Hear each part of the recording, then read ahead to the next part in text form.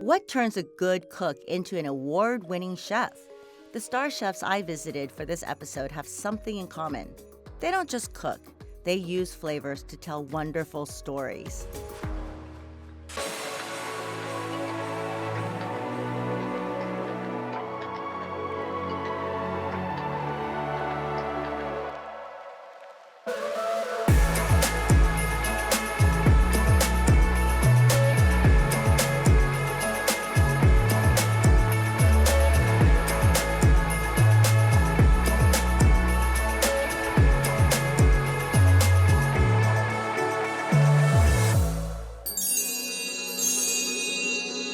On the Gulf Coast, you'll find the sleepy beach town of Kemah, Texas. I'm headed there to meet the newly minted James Beard Award-winning Best Chef Texas, Benchawan Jabthong painter, better known as Chef G. Here, at the aptly named The Preserve, she teams up with indigenous cocktail chef David Skinner to create elaborate dinner parties that highlight historic dishes native to their culinary genealogies. Where did you grow up? I grew up in Nakhon Sawan, it's the central Thailand. And my almost like the whole young age is with my grandma. I love to hang out in the kitchen and eating. That's how it started. And somehow I think my grandma sees something on me and she started to just teach me a little bit by a little bit. Until one day, okay, you ready, cook this dish. My mother had a restaurant. My grandmother was a pastry chef. And so I started cooking when I was like 4. Oh, did her. you? Yeah. I think That was my favorite place, was being in the kitchen. I know, right? Sort of under her feet. And, Yeah. I feel like we just loving to hang out in the heat. I Yeah. feel like, because it's hot. It's hot in the It's kitchen. hot. And I have to congratulate you, Best Chef Texas, James Beard Awards this year. I mean, that is a huge accomplishment. It's really huge. Yes. Thank you. Yes. And How do you feel about representing Texas? one good thing I love about Houston, we open our mind to try everything different. Like we do not scare to try it. I have to be really strong about the way I present my food, because I tell all my customers, like this it just makes me really happy when I eat it. if you think about where Thai food was 500 years ago, it's not at all like what it is today. So there was no spice, there was no chilies, there was none of that. It was very similar to Native American cooking. So similar in techniques, similar in ingredients. So we have this interesting history, if you go back far enough, to where we're all kind of the same, but then it changed, right? And it changed because of food and colonization and the people and industrialization and everything else. And it wasn't just everything going that way. Coming back across on the spice route, you had black pepper, and we owe chicken to basically the Thais because of the red jungle fowl. They got bred with the gray jungle fowl, turned into chicken, right? I know I'm in for a magical evening tonight. Yes, you are. Can you give me a preview of what I can expect? Well, we started out about 2500 BC, and then bring it forward to basically today. Hey everybody, welcome in to the Preserve. Chef David Skinner is a member of the tribe, of the Choctaw tribe. And this evening, what we're going to be doing is following two chefs' journeys. One Thai, one Choctaw. Our menu is 15 courses tonight. It's a timeline of a menu. And so you're going to start at 2400 BCE with true Choctaw fermentation techniques, as evidenced on your pickle platter in front of you. The first little plate, the pickle plate, is the only sort of combined course tonight with my side and Chef G's side. So please enjoy it. We've got more courses coming up.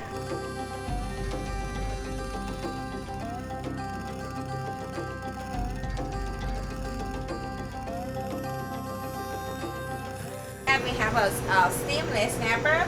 We have some banana leaf on the bottom to get a really nice smell, and you have a bamboo smell when you steam it. I love to steam with the bamboo thing because it gives me really nice, like bamboo go with the dish I cook with. I love love the meat because they just like I feel like delicate, but they have enough firm for me to just like fry them, steam them, you know, and you can eat them raw. It's really fresh. That's why I love it about them. And skin is really good.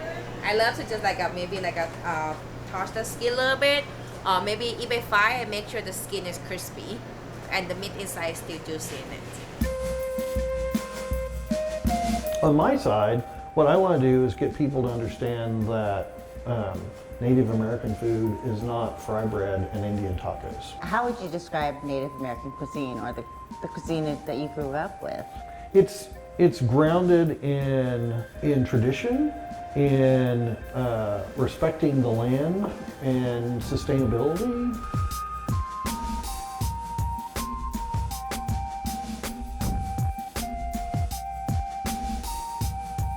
We're telling two different stories, but we're telling how food and colonization intertwine things, you know, and while there was, you know, on the Native American side, there was a lot of bad things that happened, there were still good things that happened, you know, across the globe, and we want to be able to tell that story. And so that's what we've done. And we spent like a year and a half figuring out the recipe, doing research, trying to understand the timeline. Matter of fact, our very first time we put all the dishes together, we're like, I don't even know if this is gonna work or not.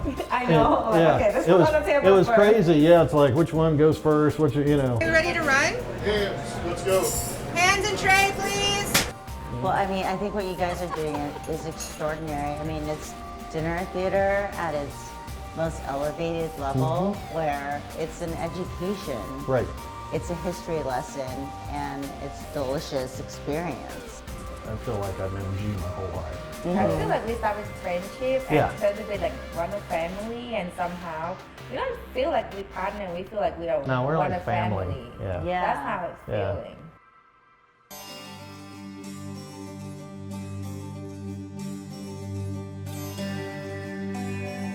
Justin Yu, a James Beard winner for Best Chef Southwest, is a classically French-trained chef whose restaurant Theodore Rex is one of Houston's, if not America's, most coveted tables.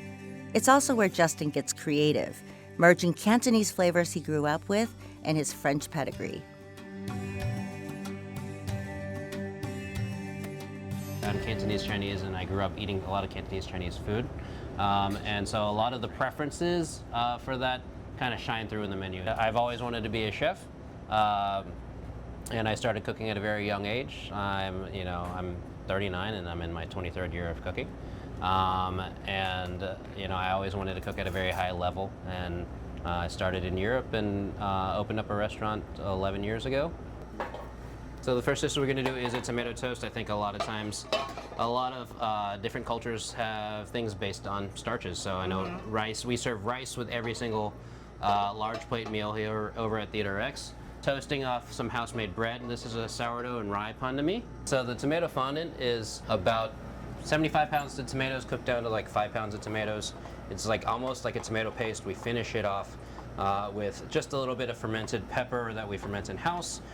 Different spices, garlic, and then we juice a little bit of squash, cook down the squash pulp with the tomatoes, and then finish that with the squash juice. Why do you add the squash? I mean, It adds a little bit of a... Yeah, it's a little bit of a vegetal note, and then it also gives that nice texture.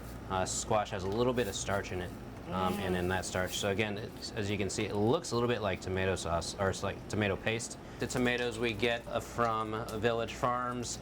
And then the herbs, we try to source locally from Lone Star Herbs. So when the bread comes out of the oven, we just keep with kind of my basic European cooking. This is almost like the thought of bruschetta and pan con tomate in the same way. We just rub it with a little bit of garlic. And then... It's so simple. Yeah. So this is served off onto the side of the tomato fondant. We take this really intense tomato that we've warmed up, and we plate it off to the side, so it's almost like a bread and butter situation. That's gorgeous. So what's that? And then so we add a little bit more, another layer of tomatoes. These are dried tomatoes. So we cook them down so they're like almost little intense pops of sweetness and umami. Yes. We don't really get away from our European roots in cooking, but there's a lot of Asian influences. So we just add a little bit of rosemary because it's a very intense flavor. All right, so just a little bit of chervil for that anise kick, and a little bit of thyme to kind of match with that tomato. It's just kind of that very classic flavor.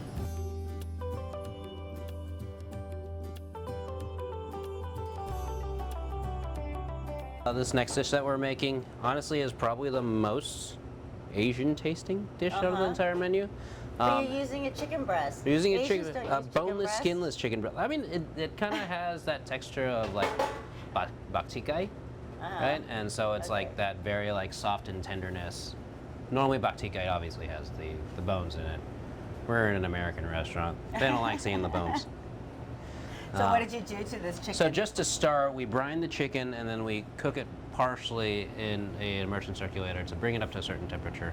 A lot of times I actually don't like this texture in proteins, but I think because of the way that the sauce is very chunky and almost curry-like in its texture and flavor, that it's actually like a really big plus. It makes that chicken breast seem extra silky and silky and smooth, and like a really nice tender texture to it. And then we just glaze it lightly with coconut milk. So this is coconut milk, and then all the oil that comes out from us cooking the anchovy sauce. And then that French kind of style, we finish it with a little bit of reduced Madeira. So it's kind of Vietnamese inspired, would you say, with the fish sauce? There's Or not a it's lot not of fish really sauce fish in it. sauce. I mean, but like it does have like that very like, because of that like anchovy flavor to it. Again, extremely high umami. It has that like salted fish flavor that we very much like care about. So this is a paste that's been cooked down for several hours. Again, it has a good amount of anchovy in it. It has garlic in it. It has shallots and onions in it. Different spices, a little bit of lemongrass, a little bit of fresh chilies as well. We finish it with a little bit of butter and a little bit of coconut milk. And a Well, little bit curry is something that's universal comfort food, Yes, right? Like absolutely. everybody's grandma Everybody has has their secret own type curry of curry, yeah. recipe. So again, you can see like the coconut milk start to get a little bit thicker, warming it up, Yes. and then we'll finish it by glazing it and basting it with it. The- So this is the reduced Madeira. Kind of bring that a little bit of that European influence in it.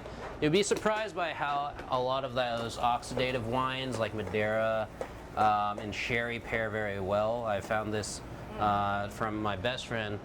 He is also our sommelier here.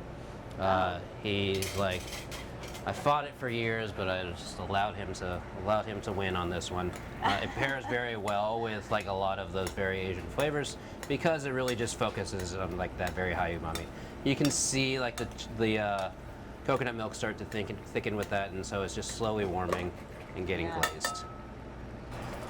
And so this is an interesting dish. I think that a lot of the aesthetic, as far as like Chinese cuisine goes, they kind of like really love that monochromatic look.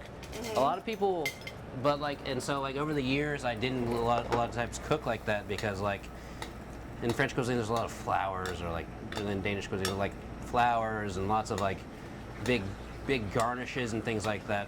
And I think as I become more comfortable with myself, I've been allowing myself to do that a little bit.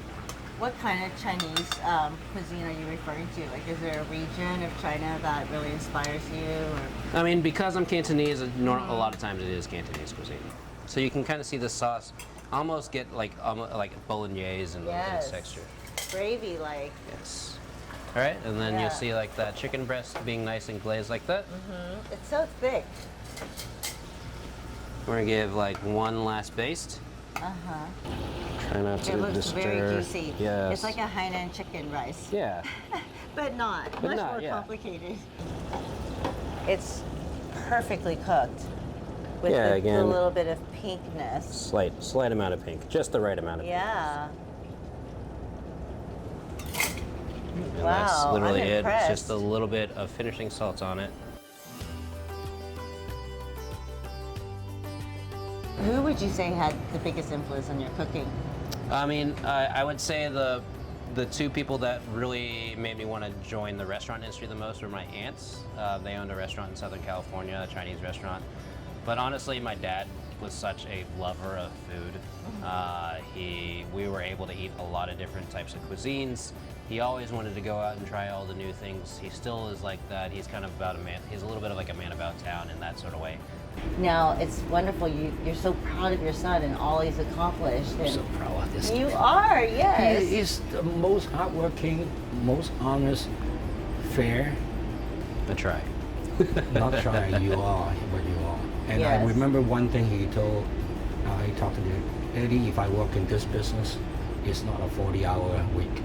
It's minimum 80 hours. And he's prepared for that. Why are you so committed? What motivates you? I mean, I think my staff more so than anything, you always want to make sure that they know that you're on their side more so than anything. And then, you know, it's always tough to stay ahead. You always, you know, I have a very competitive spirit, and so for me, I always wanted to make sure that I did the work that, you know, I would ask anybody else to do.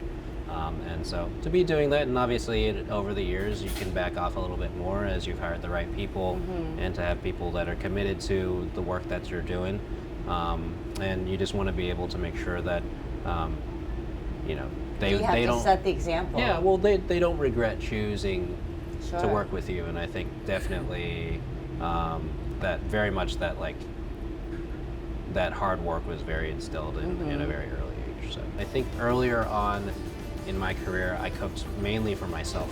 Right? I was like, I wanted to be the most creative. I want to push that the hardest. I wanted to show people things that they'd never seen before. And not only is that tough, but that's nearly impossible. Right. Right. And so for me, contributing to communities in a meaningful way, offering places for people to eat and to create memories. Ganpei. Ganpei. Cheers. Cheers.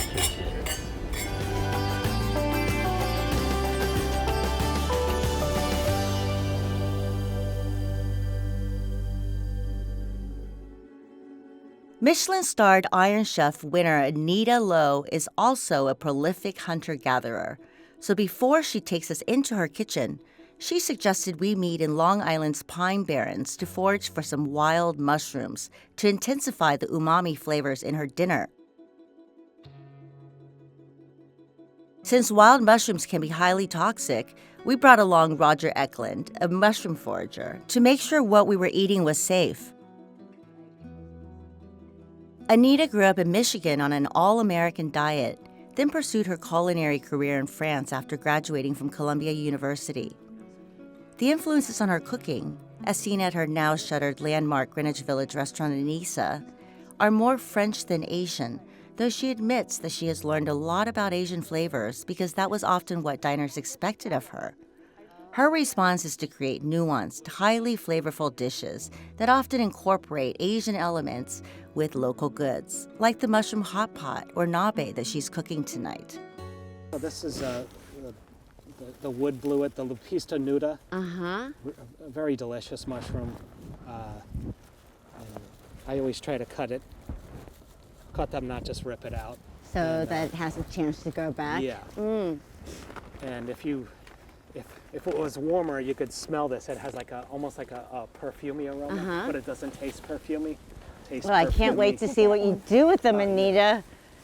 This is so exciting. Seriously, there's so much. Anita, how did you get into mushroom foraging? You know, as a chef, I've always been interested in, you know, wild mushrooms and, you know, buying them from different purveyors and, you know, people that foraged for them. It's always been interesting. At Chanterelle was the first time I saw, you know, people coming in with foraged mushrooms.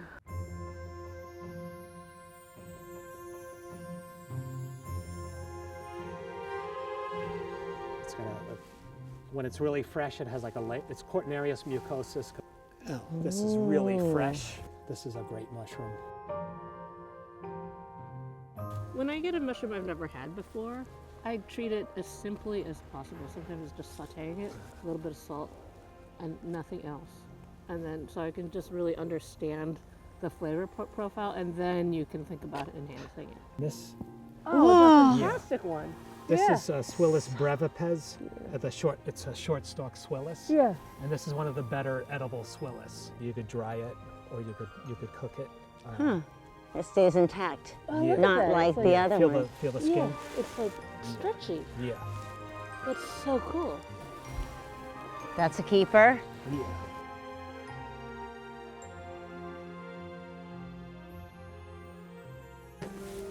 There are bold mushroom hunters and old mushroom hunters. Watch out. But there are no old and bold mushroom hunters. Yes. Because they die. Oh.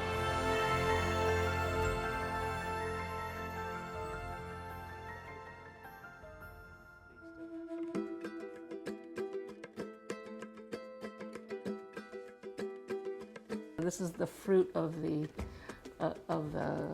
organism. I have to pay attention to all of your knife skills. Okay, you want me to give you a knife skill class? Yes, I do. Okay. I cut myself way too often. You know, we're taught to keep our index and our thumb on the blade, and you just have a little more control over the blade. Then, you know, your knuckle will keep it from, will help guide it and keep you from cutting your finger. So Anita, what do you think is the biggest difference between cooking at home and cooking at a restaurant? For me, cooking at home is more ingredient focused, and not that it wasn't in Anisa either, but sometimes it's just food on a plate and it's fine. Right. It's not a creation. I don't actually know the precise definition of the word umami. They say it's the fifth taste, and it's like what makes things taste meaty. And so it's built out of 3 different elements. It's the glutamates, inosinate, which is mostly, and glutamates you'll find in all sorts of, vegetables, all sorts of things. In inosinate you usually find in like meats and proteins, like fish and stuff like that. And then there's guanylate, which you'll find in, you find in a lot of mushrooms. Well, you know how to create flavor, and that is what everybody's in search of. I mean, I think of mushrooms as the #1 flavor builder. Like if I'm making soups or stews, I even throw it into my, spaghetti sauce. Oh yeah. Just adds a punch of umami. Which is a lot of salt in here. Mm-hmm. So how often are you cooking at home these days? It depends. I'd say 4 times a week maybe. Oh, that's a lot. Yeah. So do you eat leftovers? I do, but usually not for dinner. Usually just for lunch. Healthy amount of butter? Unhealthy amount of butter. I'm French trained. Is this a dish you've made before? No. Just making it up. It looks amazing. Well, no, I think this is pretty classic Japanese right here. Uh-huh. And then after that. Yeah, the Japanese love that soy and butter combination. Yeah. Which is so delicious together. It's the best. It's umami and fat. Fat helps spread the flavor, or it helps bring the flavor to your tongue. So now I'm just gonna bake it in here. Oh, I have to Smells very season rich. Yeah, I gotta season it up. So to that, I'm gonna add just some soy and some mirin. Millions. Yeah, so all these are umami bombs.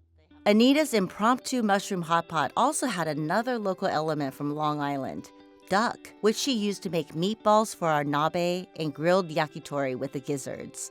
Along with our impressive assortment of just foraged mushrooms and some dashi, Anita built an intensely flavored broth that only a master chef could create with such nuance.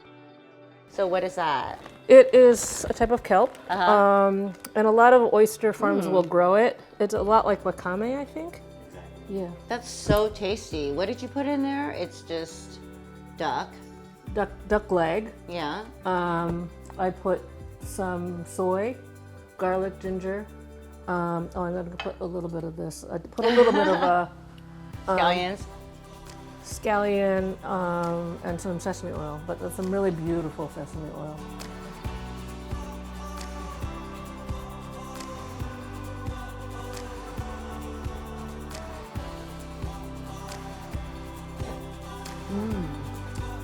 love the smell of the sea.